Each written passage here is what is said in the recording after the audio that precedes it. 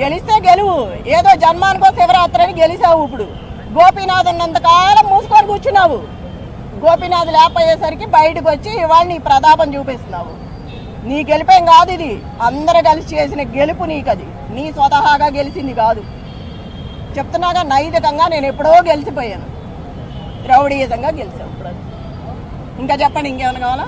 ప్రతి రౌండ్ లో కూడా కాంగ్రెస్ కి లీడ్ వచ్చింది కదా.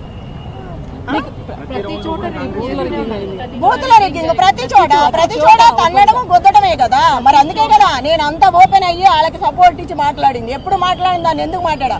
వాళ్ళు పడే బాధ చూడలేక నేను బయటకు వచ్చి మాట్లాడగలిగాను. దాన్ని కూడా తప్పుగా పెట్టారు. ఉంటది, ఒక ఇంట్లో మనిషి చచ్చిపోయినప్పుడు బాధ ఉంటది. దాన్ని అడ్డం పెట్టుకుని ప్రతిసారి కథలు చెప్పుకుంటే పోతే ఎట్లాగా? ఇప్పుడు నేను ధైర్యంగా ఉంటేనే కదా కార్యకర్త ధైర్యంగా ఉండేది. మాట్లాడవలసింది కాబట్టి మాట్లాడాను. ఎన్నాళ్ళు అట్లాంటివి జరగలేదు కాబట్టి నేను మాట్లాడలేదు. ఎందుకయ్యా అర్థం కావట్లేదా? రౌడీయిజంతో వచ్చామని ఇప్పుడు వరకు చెప్పుకున్నది అదే. ఓపెన్ గా డబ్బులు పంచారు కదా, ఓపెన్ గా అందరూ మళ్ళీ కోసం వేస్తే ఎట్లాగా? ఎమ్మెల్యే గారు కేసీఆర్ గారు ప్రచారానికి రావడం వల్ల కొంత మొత్తం అట్లా ఏమీ లేదు. రేవంత్ రెడ్డి గారు ఎన్నిసార్లు వచ్చారు? కేటీఆర్ గారు ప్రతి రోడ్ షోలో